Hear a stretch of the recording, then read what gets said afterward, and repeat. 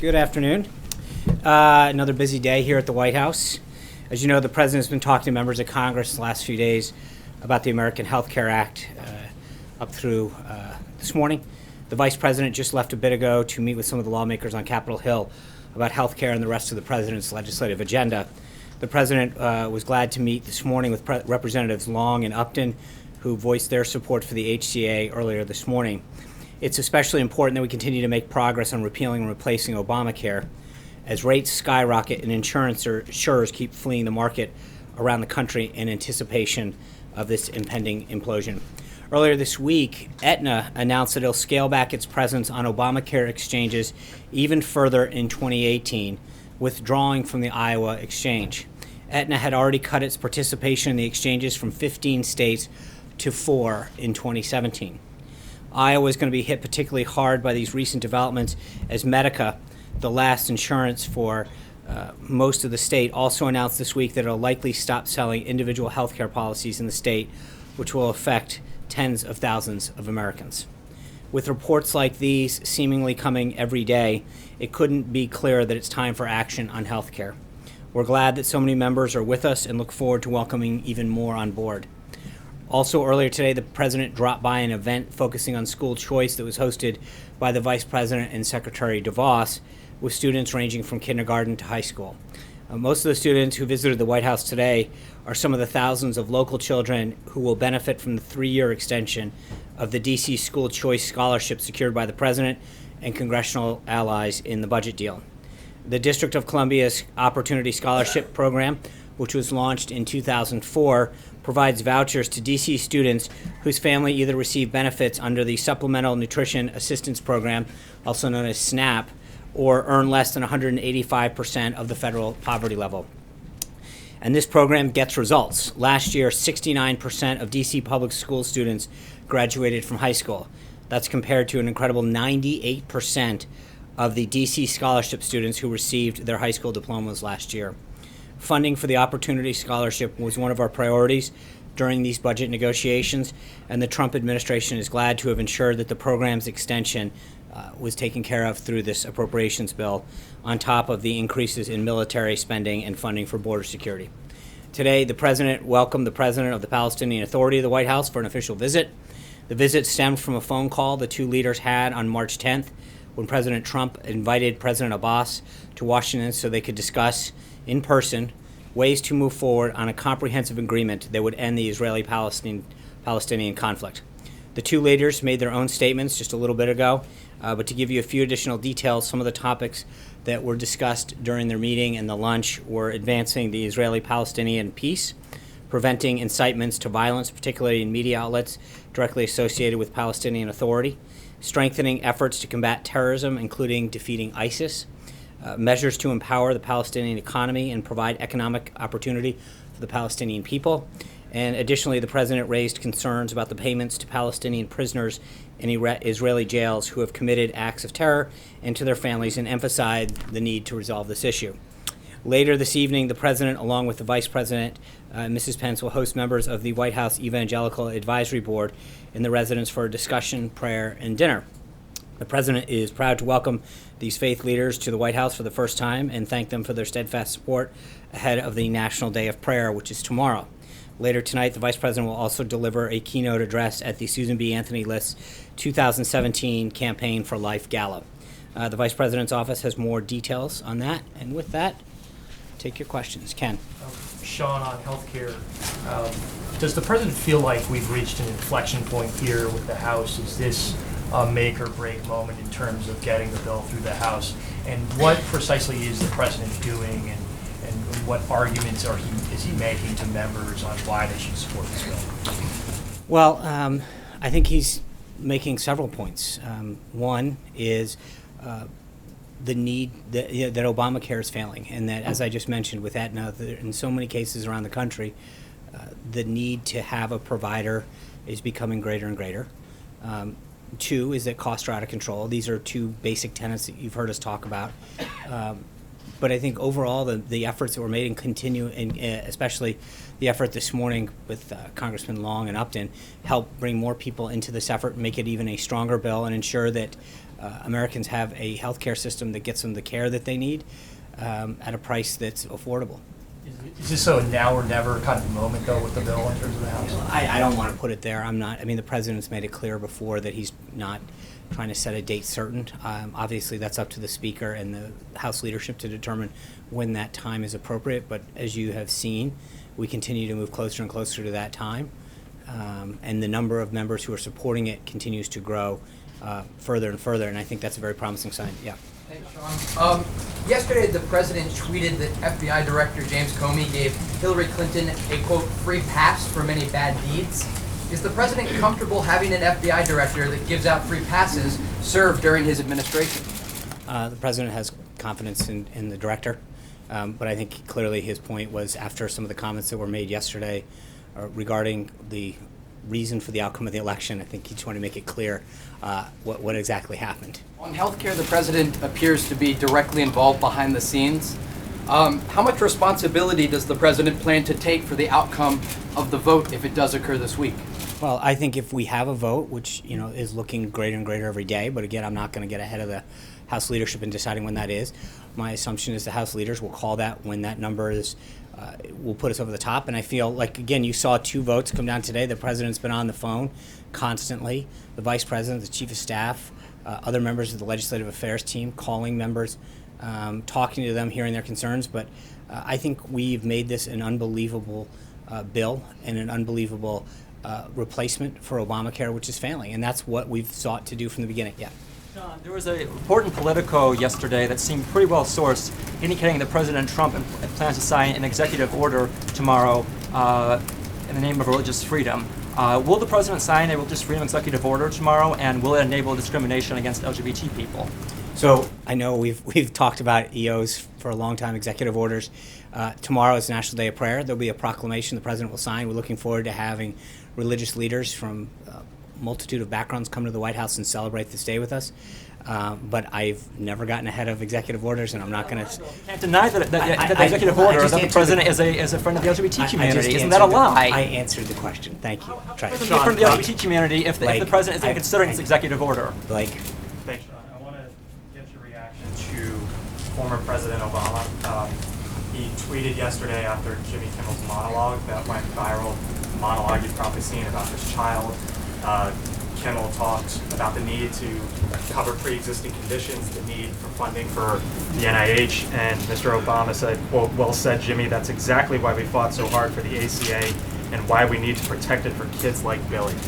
Your reaction to both of them would be what? Well, I think we share that concern for the Kimmel's child as well as any child that needs care. And that's frankly why the president fought so hard to improve the bill like he did this morning, to make sure that there was that extra layer of protection for anybody with a pre-existing condition, no matter their stage in life. That's why we're fighting so hard for this. But I think most importantly, and I think at the end of Jimmy Kimmel's monologue, he said that there is no, we need to have some of these things that aren't Republican or Democrat, that they're American policies. And I think that's what the president's fighting for right now, is to make sure that we have a healthcare system that doesn't matter where you live or your background, that it takes care of people. We're making sure right now, and we've talked about this endlessly over the last month or so, but we've got a healthcare system that's not doing what it's supposed to. It's failing. It's costing people too much. It's giving people a card, not coverage. And what the president's trying to do by working with these members of Congress is to make sure that we have the strongest possible healthcare system that covers them, that gives them the care that they need, that allows them to go see a doctor, that covers pre-existing conditions, and does so in a way that's not going to be out of range and unaffordable for most Americans. And I want to ask you about what Hillary Clinton said yesterday. She said, quote, "If the election had been on October 27th, I would be your president." And on the Hill today, James Comey, testifying, said, quote, speaking about October 28th, he said, "Would you speak or would you conceal?" James Comey make the right decision on October 28th? Well, look, I'm a Patriots fan, and I think if games ended in the third quarter, there would have been a different team here last week. But you play a game 4 quarters, you play an election until election day. So, well, with all due respect to her, that's not how it works. You don't get to pick the day the election's on. It's set by the Constitution. The president won 306 electoral votes, and I think there's been plenty of analysis on the election and where people chose to spend their time and their resources. and their messaging. And I think it's somewhat sad that we're still debating why the president won in the fashion that he did. The speaker concealed. Did he make the correct decision? I'm not going to. I think, with respect to the election, I think the American people made their decision. Amen. Thanks, John. There's been a lot of focus recently on Ivanka Trump's role in this White House. Can you clarify for us what exactly her areas of responsibility are here and what her qualifications are for those responsibilities? Sure. I mean, I think Ivanka has built in a very successful business. She's been working with women to talk about empowerment and education for quite some time. It's a passion of hers. And I think for her to bring both her business acumen and success, her passion for women, empowerment and education, and entrance into areas and that they haven't been able to get to, is one of the reasons that Chancellor Merkel reached out to her and asked her to come to the W20 summit, because I think she can use her voice to help bring attention to issues. She can use her resources and knowledge of individuals to help break down some barriers that young women, older women face in education and business. That's where she has always had her passion. That's what she's working on now. Responsibilities here. For example, the New York Times reported this morning that she has a weekly meeting with the Treasury Secretary. What's that meeting for? Again, I think that I've mentioned it. I think there's a lot of times where she's meeting with folks to understand an issue, to get up to speed. But I think her primary focus, which she's always said, where her passion is, where her time is going to be spent, is figuring out how to empower women, how to break down barriers for women, whether that's in small business, in education, women, young women in poverty or families, and figuring out how to help them. But of course, I mean, part of that is to have conversations with people in government, figure out what programs exist where we can help additional folks using government or fix a government program that might be not properly being utilized. But there's a lot of that. Matt. Thanks, John. Back to healthcare. An analysis from AARP showed that the sickest patients will pay nearly $26,000 a year in premiums under the new healthcare law, and that $8 billion, which was included in that amendment this morning, is not nearly enough to lower those costs. So I'm wondering, how does that, which would be a major premium hike on the sickest patients, square with the president's promise to both lower premiums and take care of those with pre-existing conditions?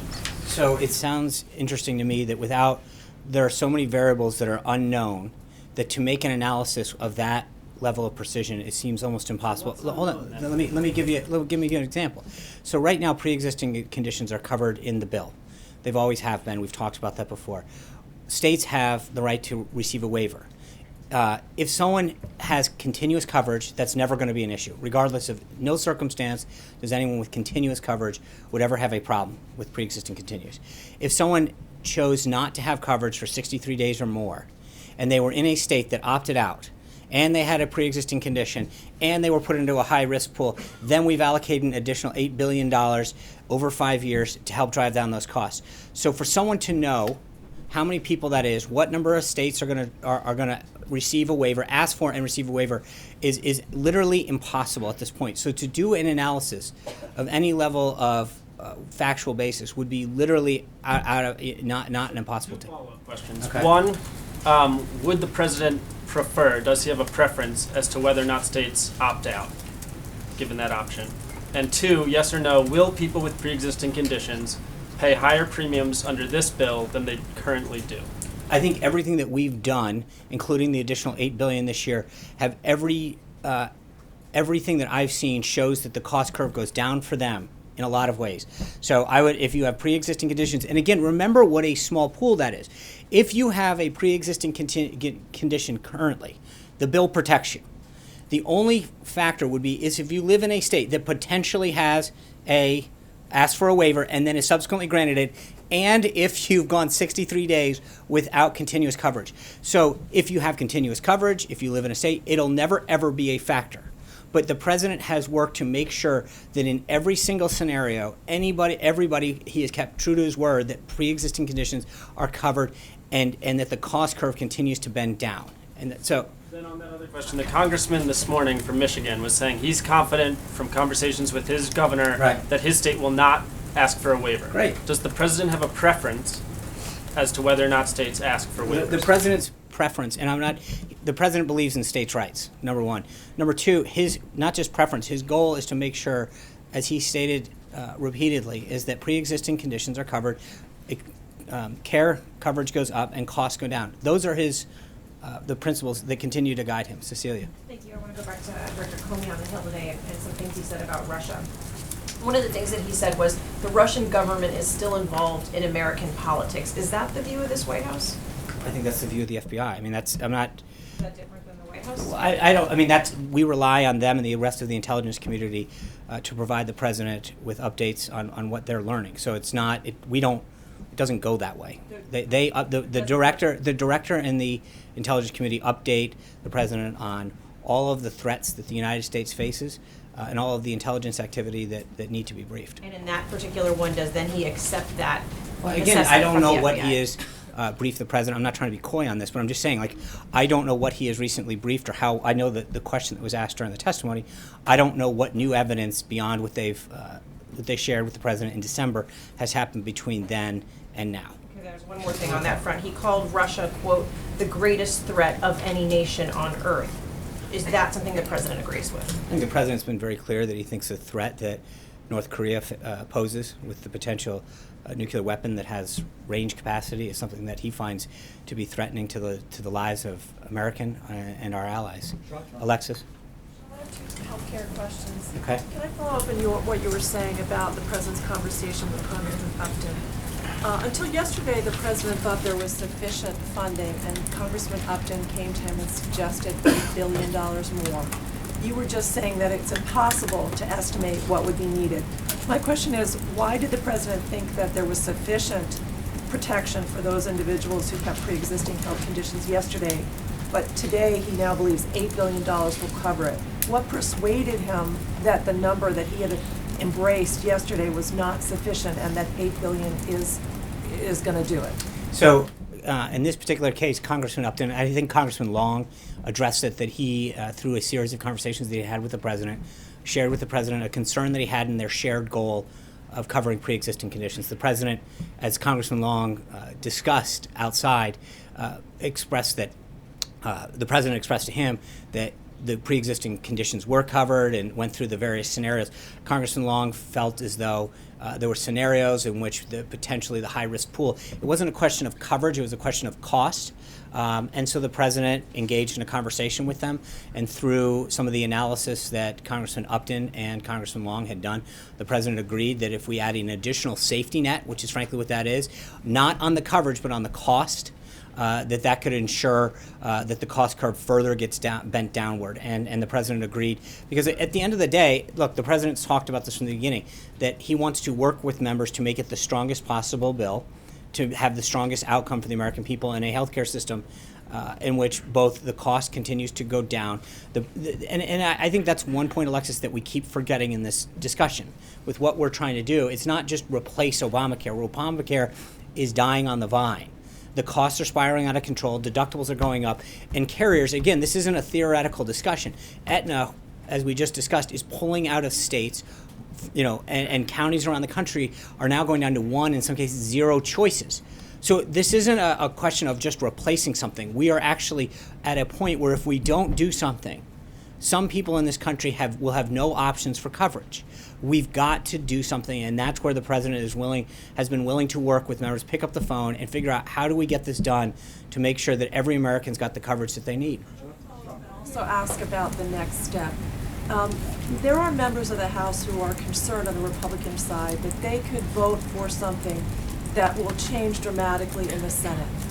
What is the president's message to those members who are concerned about that? Is he going to press the Senate to embrace whatever may or may not come out, but you hope may come out of the House? Well, of course. To be adopted by the Senate in whole? Well, I think the legislative process works its will. The Senate will take up the House bill, and then they'll go to conference. And then that's when both sides, again, will have an opportunity to discuss any potential changes. The president feels really good about how this bill has evolved, how much stronger it's become to achieve the goals that he set out. And he'll continue to work with Leader McConnell and others when it gets to the Senate to make sure that anything that, there could be issues that come up between now and then, but our number one goal is to get it out of the House, focus, and then have those conversations with the Senate and then go to conference. But for right now, and in a perfect world, they would just take it straight up and we would go. But I have a feeling the Senate's going to want to say at this, so we'll go from there. John. Thanks a lot, Sean. Chairman Upton and Congressman Long, we're very pleased, as we heard before, with this legislative fix. They say they've turned their no's into yeses. That's right. Do you believe there's additional legislative fixes that are still to come before this bill actually hits the House floor? The president's always said he's willing to hear ideas. This is a question for Speaker Ryan, Leader McCarthy, and Congressman Scalise in terms of when's the appropriate time. If they feel that they've gotten to a place where they have the votes necessary to take it to the floor based on the number of suggestions and fixes and updates, then that'll be up to them. But I'm not going to prejudge. In this case, through those conversations, and the president has constantly been on the phone for the last several days and continues to do so to hear members' issues and concerns. And so if there's a point, but I think we're getting to that number closer and closer. But that will be ultimately a decision that Speaker Ryan and Leader McCarthy have to make. On timing, I've heard different things from the president over the course of the past few weeks. At one point, I heard the president say he wants the bill to be taken up now. Other times, it's not important, just get the bill right. What's your view? Is it very important, as far as the administration is concerned, that this bill vote take place sooner rather than later? Well, obviously, the sooner the better, right? But we don't want to put it up for a vote. I mean, the goal is to pass it, which we continue to get closer and closer to every day. But you don't want to put it up, and not move forward. So the president wants to make sure that the leadership is confident that they can pass the bill, and I think he's done everything he can in terms of speaking with members of the House to get there. But ultimately, that's going to be their decision to do it. And I think we continue to feel optimistic about the direction that we've seen the legislation go. Mike. I wanted to revisit the president's comments and his tweets about the omnibus spending bill. He campaigned on his business record as on his ability to make good deals, make better deals than politicians in the past have. Does the president view the spending bill as a good deal? Yes. Chris. Sean. Thank you. Sean, can you say definitively that no one living with a pre-existing condition will pay more under the Upton amendment if it does get passed? I think we've done everything we can to do that, and every measure that the president has taken further not only ensures that people with pre-existing conditions get covered in every scenario, but does so in a way that bends the cost curve down. But can you guarantee it? Well, I mean, I think, with all due respect, to answer a question to say, can I guarantee something? But I can tell you that every single thing that the president has done, including the action that he took this morning to work with members of Congress, does everything by every account to bend the cost curve down, to help anybody that would potentially fall into that small group of individuals to bend the cost curve down who have pre-existing conditions. So the answer, is yes, that we have done every single thing possible to get that down and to ensure that, number one, that potential is as small as possible, because the bill covers people with pre-existing conditions, number one. Number two, it does everything to ensure that if a state seeks a waiver, that they are still covered. But it looks at every single possibility to ensure that people get the care that they need. And is there a concern? You criticized former President Obama rushing through his health care plan. Is this not being rushed through? This legislation hasn't even been scored yet by the CBO, for example, or put up for public debate. This latest piece of legislation. Well, every piece of legislation evolves as it goes through the process. We saw that this morning. I think we had a piece that makes it even a stronger bill. But the underlying principles that we have been talking about have been something that Republicans have been talking about and have had the contours of for the last 7 years. This was something that has been part of the process for a long time. Does he expect to see a vote this week? The president, I've mentioned this 5 times, the president expects to see a vote when the speaker and the leader and the whip call a vote because they believe they have the votes to go on. John. Sean, it looks like we're on the precipice of a vote on the omnibus spending bill. Senator Lindsey Graham said a short time ago that Republicans got their clocks cleaned on this bill. Looks like as many as 100 House Republicans will vote against it. How do you square that with the pronouncements out of this White House that this was a big win for Republicans? I think Director Mulvaney addressed that extensively yesterday. But to get back to Mike's point, this is a good deal, a great deal for the president. He got $21 billion in military funding. That is a huge campaign pledge that he made very clearly to modernize and update the military. It fully funds the largest military pay raise in 6 years. It ends the Obama-era sequestration policy of pairing increases of domestic spending for every dollar to dollar. It got $1.52 billion in border security, which is the first installment in securing our nation's southern border. It get $1.3 billion to coal miners, which delivers on another promise that he made. There's no Obamacare bailout, the CSR payments, which was something that the Democrats want on. There's a 3-year extension of the D.C. Opportunity Scholarship Choice, which you saw the children that will benefit from that this morning. It increases funds for opioid crisis. It eliminates rescinds and terminates 150 programs or initiatives. I think what you look when and Director Mulvaney laid this out yesterday. When you look at what the president came forward with a month or so ago and said, "These are my priorities," he got what he asked for, and I think that's big. So this is the president feels very good about what he got. And again, I think it's important to underscore 2 points. Number one, in the Senate, we needed 60 votes. This had to be a bipartisan action because it is a spending bill. So therefore, we needed to get Democratic votes with us. But if you look at as Director Mulvaney pointed out yesterday, it used to be a 1-for-1 spending increase if we wanted military increase. We got that down to $1 to 20 cents. That is a huge win for the president. He negotiated a fairly strong deal when it comes to what they got versus what we got. The other thing that's important to understand is that this is just the final 5 months of FY18. Any president coming into office wouldn't get the first shot at a budget until the end of September of the year after they got elected. So in theory, he got to push for his priorities: military spending, border security, DC schools, all of the things I mentioned, right out of the gate. And for the last 5 months of this fiscal year, something that should have happened during the Obama administration, he got his priorities, a down payment on them. Quick second topic, if I could. This is at least the fourth administration in a row that has come in with optimistic predictions of how Middle East peace will go. What's going to be different this time around? Well, I think the man is different.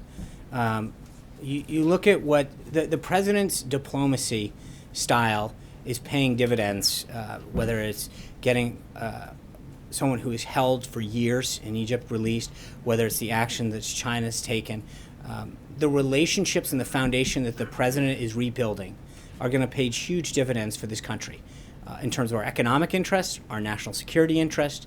But this president's style is one to develop a personal bond with individuals, and I think you saw that today with President Abbas, him talking so kindly about the president. You saw that the relationship that exists and is only getting stronger between him and Prime Minister Netanyahu.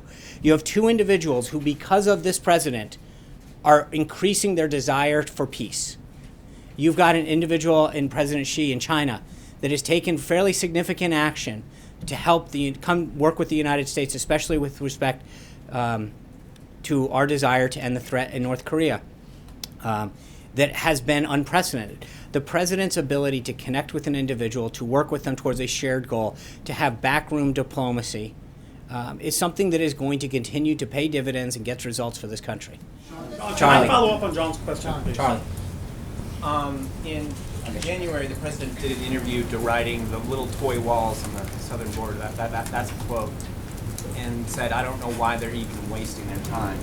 Why is the government focused so much on existing border security measures rather than fighting for the wall that he promised that he would build? Thank you for an opportunity to show you some things. So if I can get the first image up. You asked. Did you guys quote? No. But you literally could not have helped me out. This is what exists right now throughout our country. This is the kind of barrier that exists throughout the country. You see a place where cars can literally create little things and drive over. You've got places that can get burrowed under. That one they've cut through. That one doesn't seem to be too effective at keeping people in it. This is what those images represent our nation's current border security. According to a GA report from earlier this year, from fiscal year 2010 to fiscal year 2015, the Customs and Border Patrol recorded a total of 9,287 breaches in pedestrian fencing at an average cost of $784 per breach to repair, right? So every time that they cut through, break through, put something over, it's costing just under $1,000 for us to go out and have to fix. Now to the next slide. You had no idea you were getting this, did you? So the bill that is about to get passed, Title VI, which pertains to the Department of Homeland Security's funding on additional appropriation, states that an additional $497.4 million, quote, for procurement, construction, and improvements. Of that total, $341.2 million are to, quote, and this is literally what it says in the bill, to replace approximately 40 miles of existing primary pedestrian and vehicle border fencing along the southwest border using previously deployed and operationally effective designs such as currently deployed steel bollard designs that prioritize agent safety. So that's your answer, Charlie. Hold on. So hold on. Let me just, we have a porous border right now with broken fences, things that can be cut through, places that can just literally be driven over.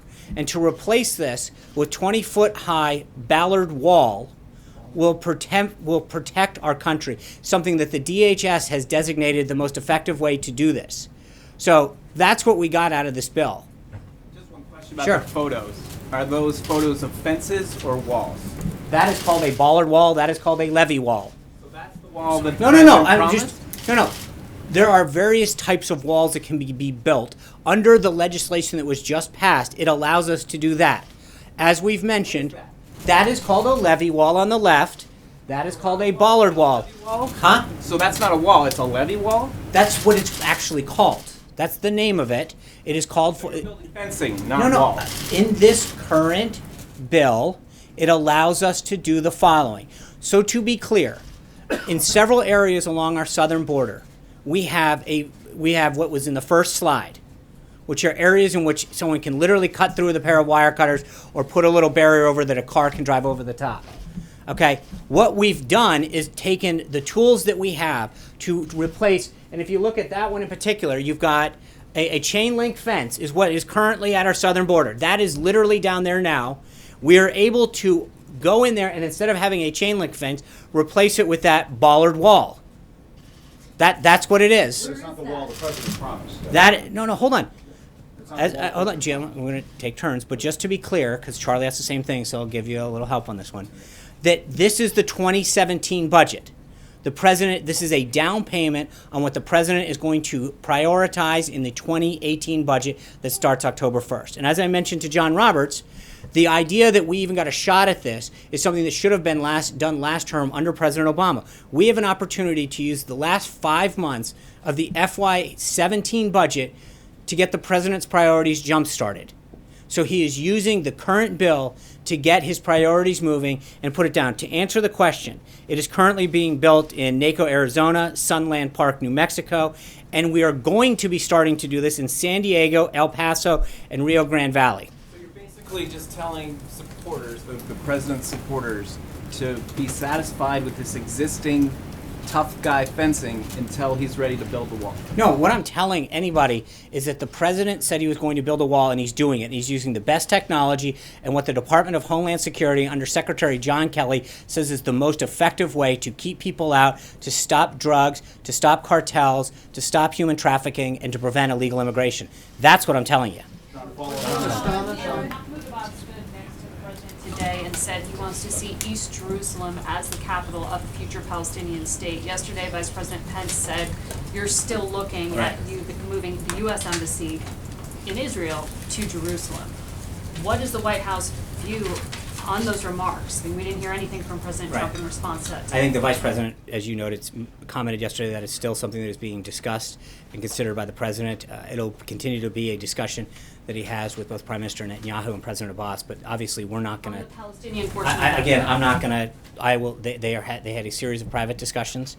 That is why the president is able to effectively get things done for this country, is to not negotiate out in public. He's going to continue to have discussions with Prime Minister Netanyahu, President Abbas, moving forward, and he feels confident about where that relationship was and the developments that were made today. He doesn't object to what President Abbas said. It's just not decided. It's not a question of not decided. I'm not going to negotiate what they are talking about in private from this podium. So that's why I'm asking. I understand it.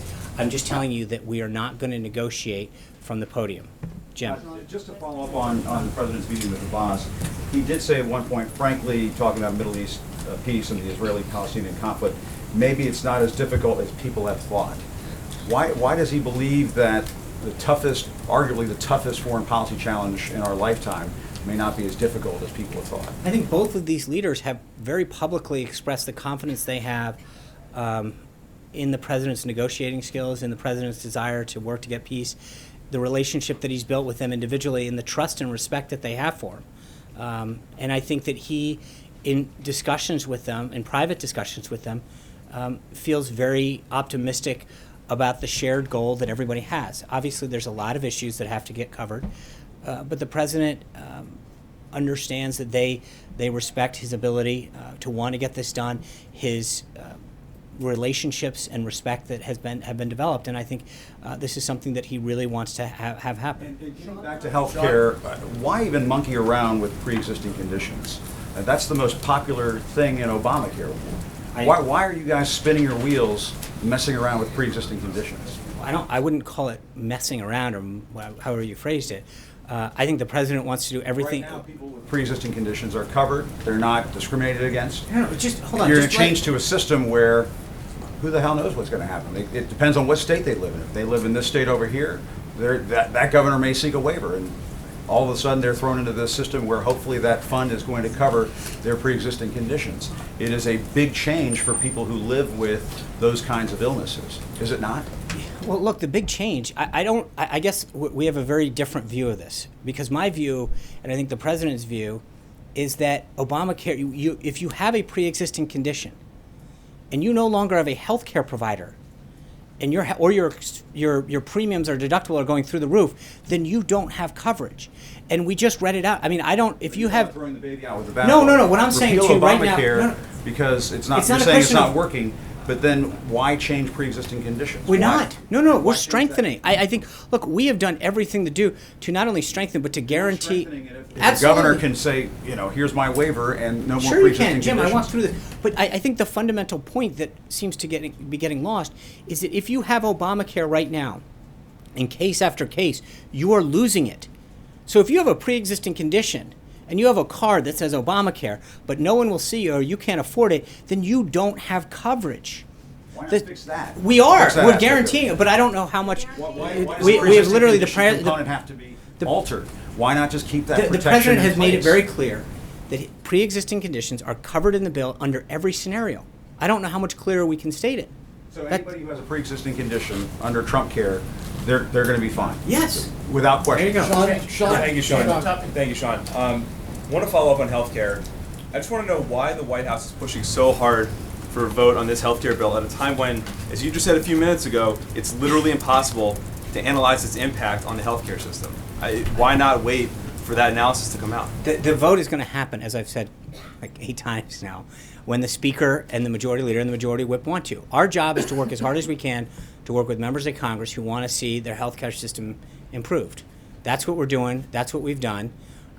And so it'll be up to the House leadership to decide when to vote. Zeke. 2 questions for you. One following on Jordan real quick. You just made a guarantee to the American people on behalf of the president regarding pre-existing conditions, but you told Matt and Jordan earlier that literally impossible to know the impact of this law. So how can you make that guarantee? No. They were asking about cost. The president has made it very clear on numerous occasions that he's going to make sure that pre-existing conditions are covered. And the White House has the analysis to back that up, is what you're saying. The president, every scenario, yes. Thank you. And then to follow up on something that Director Mulvaney said yesterday regarding the president's tweet about calling for a good shutdown potentially in September. He said the reason the president sent that tweet was he was frustrated by Democrats spiking the football and thereby poisoning the well for future negotiations. The president, when he was campaigning, said he was going to win for all Americans. Why did the president's feelings matter at all? And it's the process that I think he's frustrated with, because he does want to win for every American, and I think that's why he's fought so hard for this. But you've seen time and time again, Democrats obstruct routine things that they supposedly are for, but do everything they can to obstruct. I think the president is frustrated with the system. He's talked about how archaic it is in the Senate in particular, because he is out there working to try to get, whether it's health care or tax reform or his cabinet, through the Senate. There are various things that the president's trying to do that are issues when he's having conversations with members of the Senate or the House who will say, I'm with you on this great idea, but I just can't vote with you. He is, I think, understandably frustrated with how hard he's working to achieve the promises, goals, and objectives that he set out with the American people to make the country better and to deal with multiple layers of obstructionism. Sarah. Thanks, John. So you've cited this 60 vote threshold as the reason why funding for the wall wasn't pursued in this spending bill, but what's going to be different in September? I mean, presumably the legislative conditions would be the same, so what will change between now and September to give you confidence that we'll get funding for the border wall then? Well, I think there's multiple things. When you come in, this CR, there was a lot that was already carried over from last time in terms of because it's not just a continuing resolution, it's a total omnibus package, meaning that there are multiple bills that are part of the underlying package that already have increases or underlying policy in them from the previous fiscal year, from the previous Congress, from the previous administration. This bill will reflect in 2018 the President's priorities in working with a Republican House and Senate. Thank you guys very much. We'll see you tomorrow in New York. Have a good one.